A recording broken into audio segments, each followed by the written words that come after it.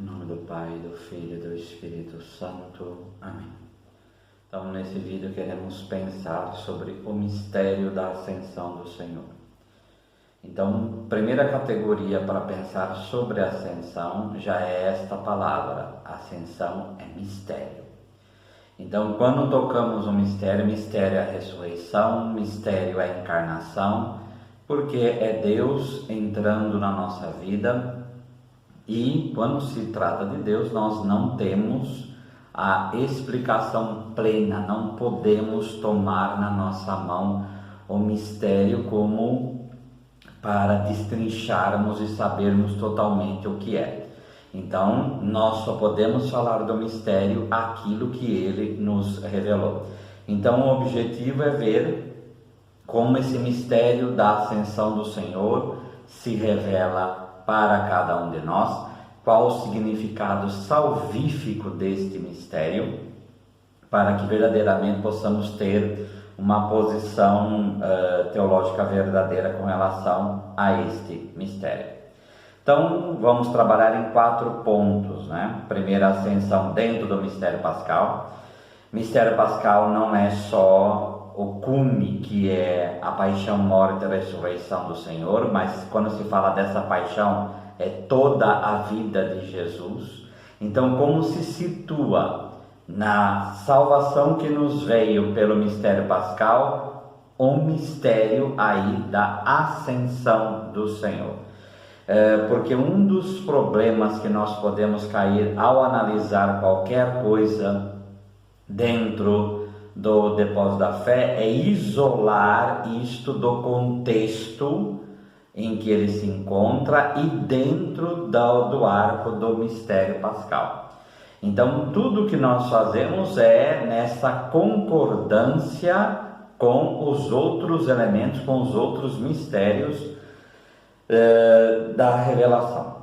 Um outro pressuposto aí não se pode então desvincular a ascensão das aparições de Jesus, quer dizer, desse processo todo da morte, ressurreição e Pentecostes. Então ela está situada nesse meio e nós não podemos isolar o mistério da ascensão do Senhor deste meio, né?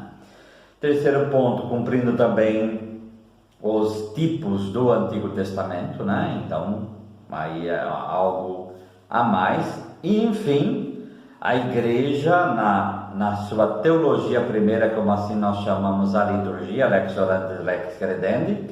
Então, na liturgia, como que a igreja vê a ascensão? Isso daí é muito importante para que nós também possamos ter uma posição correta, porque se a igreja, como que a igreja reza a ascensão, é como nós devemos compreender teologicamente o mistério da ascensão do Senhor.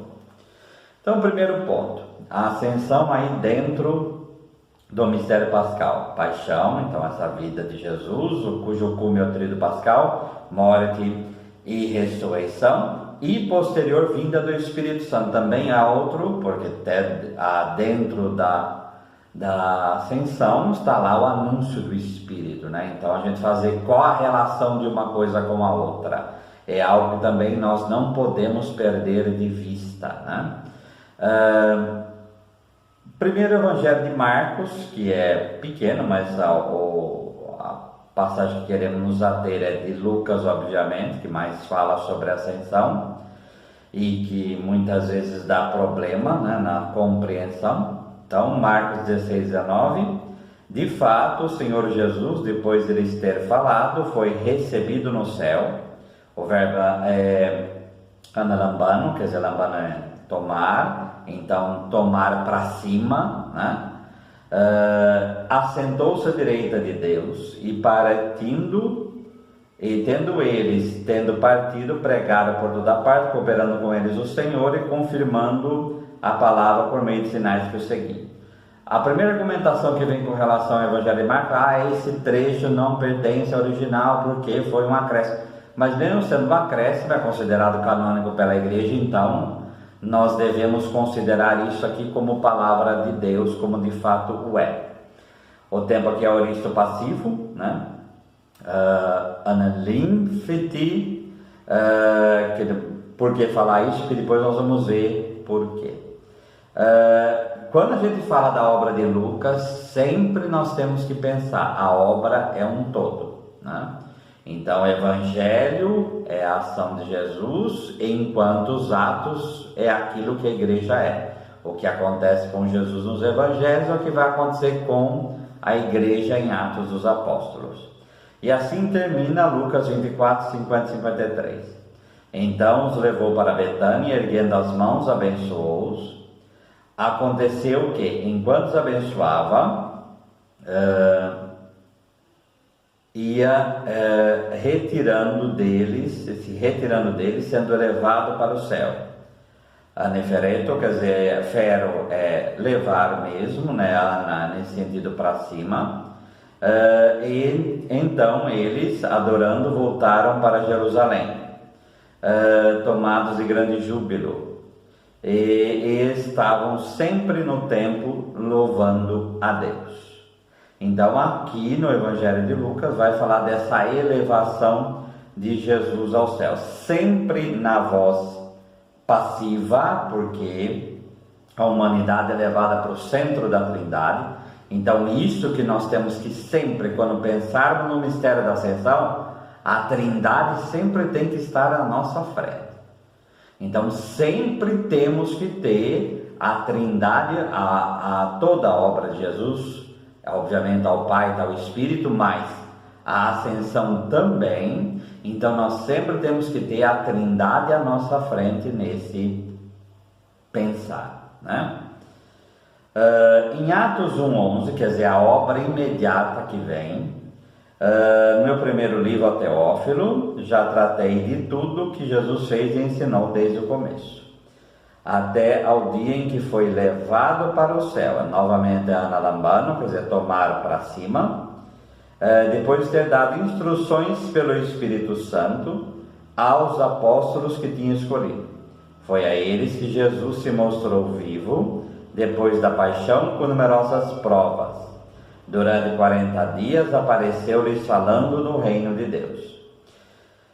40 na Sagrada Escritura é limitação, é enquadramento. Então, que simbolismo tem esse 40, além de ser a divisão que vai ser entre Páscoa e Pentecostes, que é 50 dias, esse 40 está no meio, mas para o evangelista frisar esse 40, quer dizer que ele tem um simbolismo.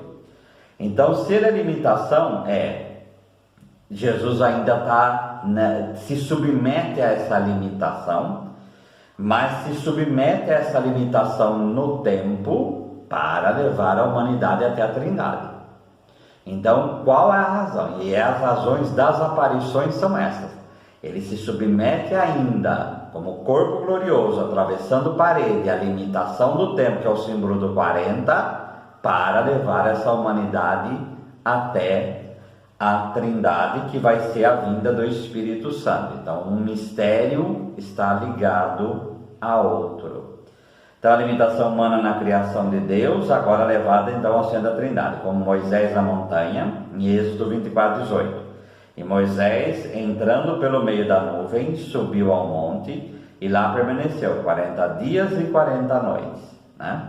Então, uma pessoa limitada, que, como vai dizer no final do livro do Deuteronômio, aquele que contemplou Deus face a face, então teve experiência, mas ele não deixou de ser humano.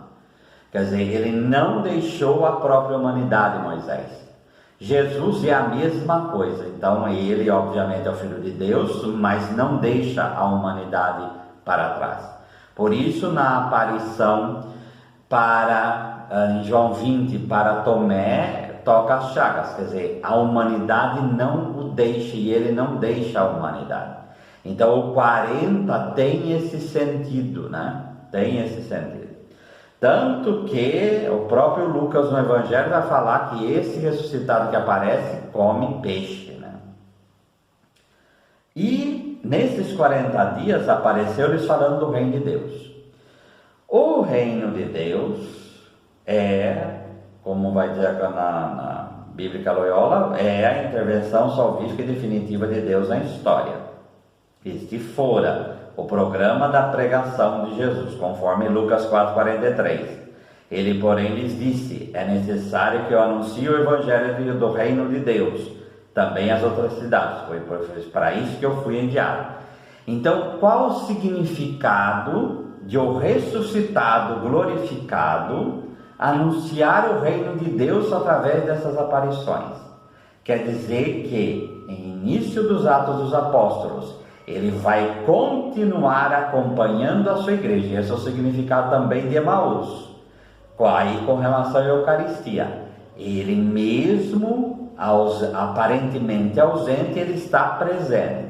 É ele que anuncia o Evangelho, somos apenas instrumentos dele. Então a gente tem que entender quais são as razões por que isto é colocado.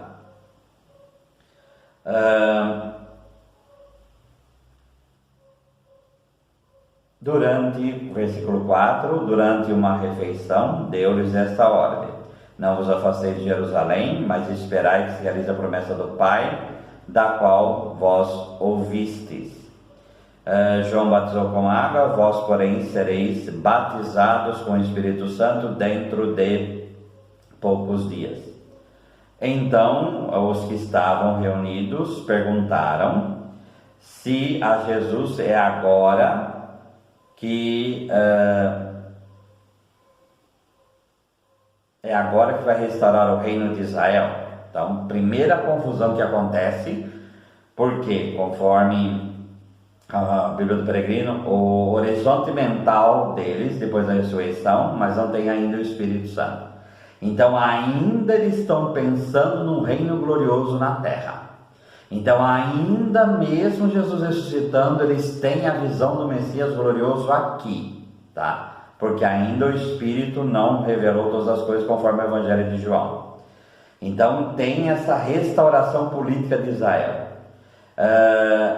E aí, isso só vai ser, por isso a ligação da ascensão com Pentecostes.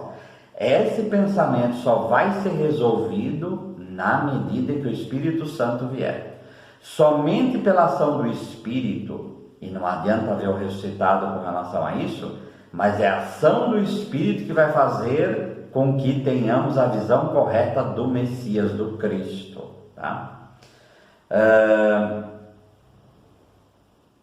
E com relação, é agora, Jesus responde: não vos cabe saber o tempo e o momento que o Pai determinou com a sua própria autoridade.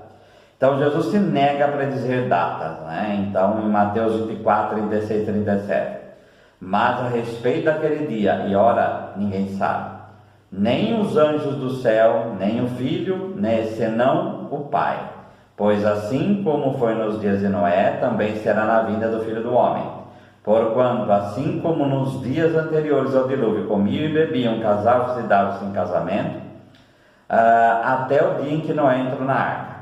E não perceberam, senão quando veio o dilúvio e os levou a todos, assim também a vinda do Filho do Homem. Marcos 13, 32, mas a respeito daquele dia ou da hora, ninguém sabe, nem os anjos do céu, nem o Filho. Aí o Filho falando, porque ele está limitado na carne, mas senão o Pai. Quer dizer, esta data e esta hora está no centro da própria Trindade, né? Versículo 8, mas, então, essa data não interessa, mas recebereis o poder do Espírito Santo que descerá sobre vós, para seres minhas testemunhas em Jerusalém, em toda a Judéia, na Samaria, até os confins da terra. Então, é esses círculos que vai de Jerusalém, aumentando para a Judéia e Samaria, depois aumenta para até os confins de toda a terra.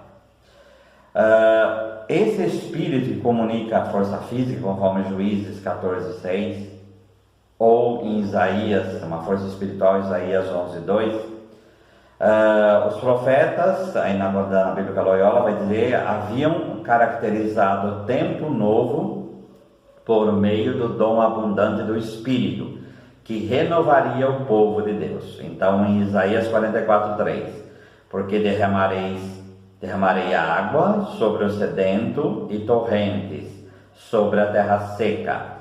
Derramarei meu espírito sobre a tua posteridade e minha bênção sobre os descendentes.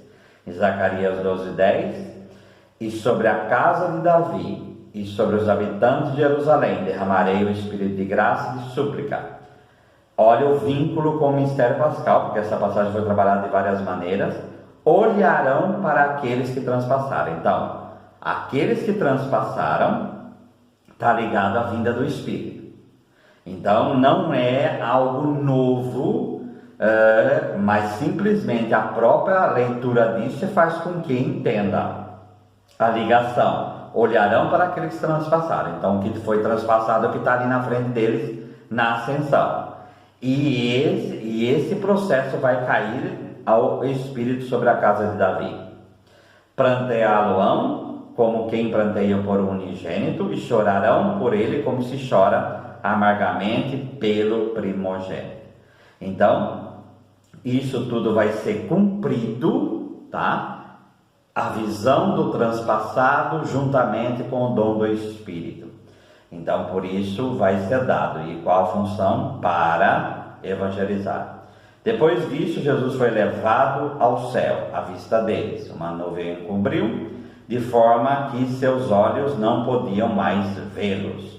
Então, da mesma forma que ele virá sobre as nuvens, né? É essas nuvens que o encobrem. E a nuvem é o sinal do Espírito, né? Como também era a coluna de nuvens lá no Êxodo, né? Então, essa presença do Espírito é através dela que nós vamos ver a presença do Filho do Homem, é a presença de Jesus.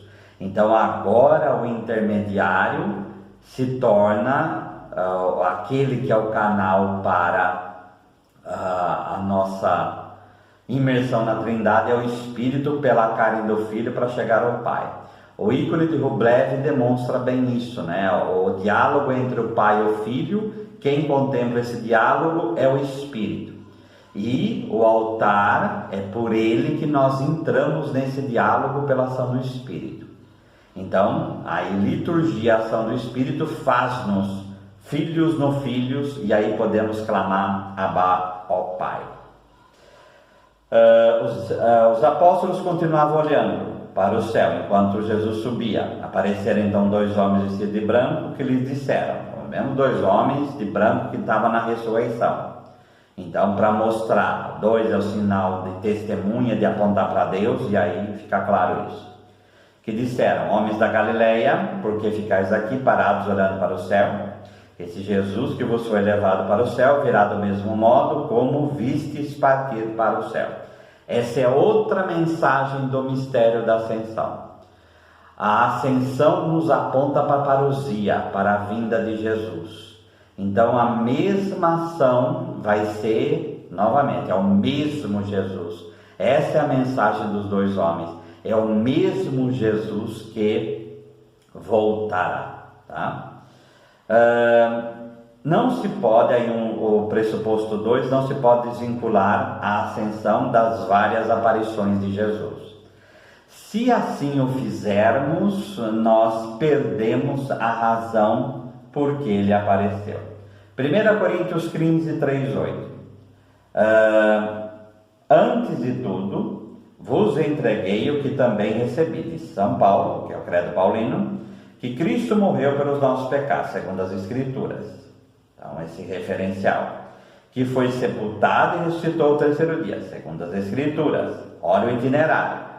Então, ele morreu, foi sepultado e ressuscitou. Então, Páscoa da cruz, Páscoa do túmulo e Páscoa da ressurreição. Ressuscitou ao terceiro dia, segundo as Escrituras, que é Oséias, né? E apareceu a Cefas e depois aos 12. Olha a progressão. Depois foi visto por mais de 500 irmãos de uma só vez, dos quais a maioria sobrevive até agora, porém alguns já dormem. Quer dizer, o problema de morrer com Cristo, então fica claro que tanto faz morrer ou estar vivo, o importante está em Cristo. Depois foi visto por Tiago, mais tarde por todos os apóstolos, e afinal Depois de todos foi visto por mim como nascido fora do tempo, como um abortivo, depende da tradução aí. Então, após as aparições do ressuscitado, ele tem uma aparição do ressuscitado como aborto, como fora do tempo, como alguém que se sente o maior pecador, conforme está 1 Timóteo 1, ele dos pecadores ele é o primeiro. Então, ele tem essa dádiva da aparição fora do tempo daqueles que a tiveram. Então, este é o serviço do ressuscitado. Em João 20, para ficar mais claro ainda, João 20, 16, 18, que é aquele verbo famoso, né? Disse-lhe Jesus, Maria, ela voltando-se lhe disse em hebraico, Raboni, que quer dizer mestre. Recomendou-lhe Jesus, não me detenhas, porque ainda não subi para meu Pai, mas vai ter com os meus irmãos. E disse-lhe, suba para meu Pai e vosso Pai. Quer dizer, a relação dele com o Pai é diferente da nossa. Para meu Deus e vosso Deus. Esse verbo, que muitas vezes é tocar, que vem até desse processo, até de tocar, de assaltar, e até atacar alguém, tá? E aqui, pelo contexto, ainda mais no imperativo, realmente ela estava agarrada e não queria deixar Jesus ir. O verbo está na voz média. O que quer dizer isso na língua grega? Quer dizer que a pessoa se inclui naquela ação. Então, realmente, não me detenhas, quer dizer, me deixe ir. O verbo no imperativo presente supõe que ela o abraça e de alguma forma, a Bíblia do Peregrino, o segura. Embora Jesus já tenha sido glorificado. Então, ele já está glorificado porque ele ressuscitou, tá? E possa dar o Espírito Santo. Ainda lhe restam tarefas antes de encerrar o ciclo. Por isso, 40. Ele ainda, apesar de glorificado, ele poderia dar o Espírito, conforme a teologia joanina, em que logo na tarde ele dou o Espírito, mas aqui, nesse processo também, permanece ainda um modo de presença particular intermédio com respeito a essa presença e atividade. Ainda não subiu ao Pai. Ele ainda se submete para anunciar o Evangelho conforme Lucas, nesse processo das aparições, tá? Porque no momento em que ele sobe aos céus, encerra essas aparições. Vai acontecer outras, como no caso de Paulo, mas aí vem a exceção. Aqui é um processo contínuo que vai acontecer até ele subir aos céus. Então ele continua esse processo de anúncio, né? Outras referências à ascensão, né? Em 1 Timóteo 3,16. Seguramente, grande é o mistério da piedade. Olha a ligação que se faz aqui nesse pequeno canto da igreja antiga. Ele foi manifestado na carne, paixão, justificado no Espírito, contemplado pelos anjos, proclamado às nações, crido no mundo e exaltado. O verbo é analambano, foi exaltado na glória. Esse exaltado na glória, levado, subiu aos céus, é a própria ressurreição. Em 1 Pedro 3,22 fica mais claro isso ainda. O qual, depois de ir para o céu, está à destra de Deus. A essência do mistério da ascensão é isto. Ele, depois de ir para o céu, primeiro ponto, ascensão. Segundo ponto, está à destra de Deus. A nossa carne, conforme contemplamos a Trindade, está no centro da Trindade. Então, por isso que o Espírito Santo só pode ser dado no momento que ele é glorificado.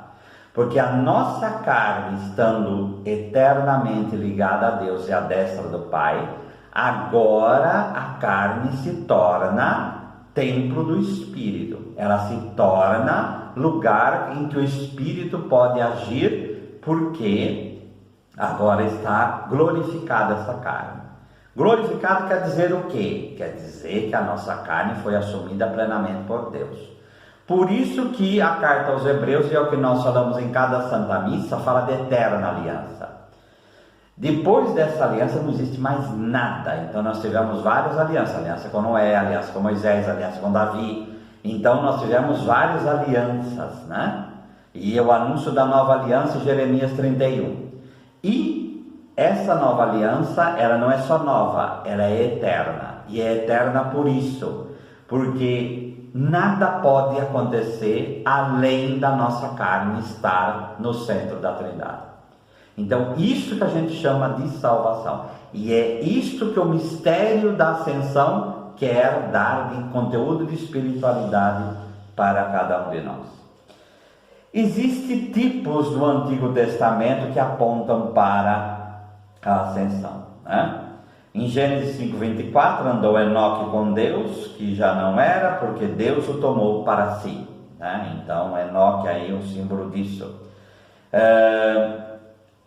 2 Reis 1:2, quando estava o Senhor para tomar Elias aos céus por um redemoinho, Elias partiu para Gilgal em companhia de Eliseu, e aí vem toda a descrição da ascensão de Elias, né? Que é um outro tipo que vai apontar para a própria ascensão do Senhor. Obviamente nós estamos falando do Verbo encarnado, mas aqui dá para ter esse paralelo. Em 1 Macabeus 2:58 vai falar disso, porque ardia em zelo pela lei, Elias foi arrebatado ao céu. Então quem cumpriu plenamente a lei foi o Verbo encarnado. Então por isso ele sobe aos céus. E a famosa passagem de Daniel 7:13-14. Eu estava olhando nas minhas visões da noite, e eis que vinha com as nuvens do céu um como filho do homem. Barnacha é ser humano, filho do homem quer dizer ser humano. O que esse ser humano estava fazendo nas nuvens do céu? Então, e isso daqui é uma profecia 165 anos antes de Cristo. E dirigiu-se ao ancião de dias, que aí obviamente a gente lê como pai, e o fizeram chegar até ele. Foi-lhe dado domínio, glória e o reino, para que os povos, nações e homens, línguas o servissem. O seu domínio é domínio eterno, que não passará, o seu reino jamais será destruído. Então, esse filho do homem, esse ser humano, então, interpretando, você pode, Ben Adam aí no hebraico, o filho de Adão, o filho do homem, o filho do ser humano, ele é ser humano. A esse ser humano, que está referenciado ao ancião dos dias, ele vai dominar tudo. Então, aí demonstra algo da ascensão. É a carne humana no céu que vai dominar tudo, que vai governar tudo. Ter sempre à frente que se trata aí de um mistério, assim como a igreja na liturgia. Ou agora, para encerrar, então depois desses tipos que vai se cumprir na ascensão, como que a igreja lê esse mistério? Vencendo o pecado e a morte, vosso Filho Jesus, Rei da Glória, subiu hoje, aí na festa da ascensão, ante os anjos maravilhados ao mais alto dos céus.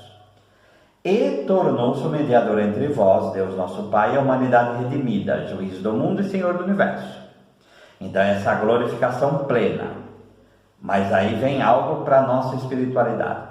Ele, nossa cabeça e princípio, tá? Primogênito de toda criatura, subiu aos céus. Qual a razão? Não para afastar-se de nossa humildade. Humildade, humanidade, humus, o que somos terra, etc. Mas para dar-nos a certeza que nos conduzirá à glória da imortalidade, que nos conduzirá a essa comunhão plena. Então, esta é a mensagem do mistério da ascensão do Senhor. E finalizando, para ir apontarmos para o futuro, o que a ascensão aponta para o futuro?